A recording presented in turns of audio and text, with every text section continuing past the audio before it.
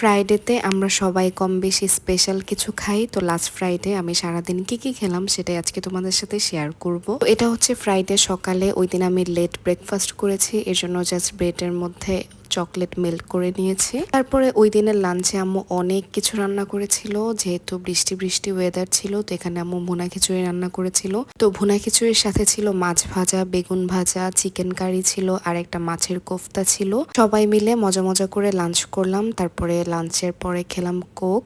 তারপরে ওই দিনের ডেজার্টে খেয়েছিলাম এই কেকটা। তারপরে এখানে বিকেলের দিকে একটা আম খেয়েছিলাম। তারপরে সন্ধ্যার দিকে ওই দিন আম্মু বানিয়েছিল চিকেন স্যান্ডউইচ। আম্মুর হাতের এই স্যান্ডউইচটা একদম রেস্টুরেন্টের মতো হয়, খেতে অনেক মজা লাগে। তারপরে ওই দিনের ডিনারে খেয়েছিলাম আমার ফেভারিট মুরগির চামড়া দিয়ে ভাত, যেটা আমার অনেক পছন্দ। মজা মজা করে ভাত খেলাম। তারপর ডেজার্টে খেলাম এই চকলেট। তারপরে এটা হচ্ছে একেবারে মিড নাইটে, এখানে আমি ড্রামা দেখতে দেখতে এই চিপসটা খাচ্ছিলাম। So yeah, that was it for today. Thank you so much for watching.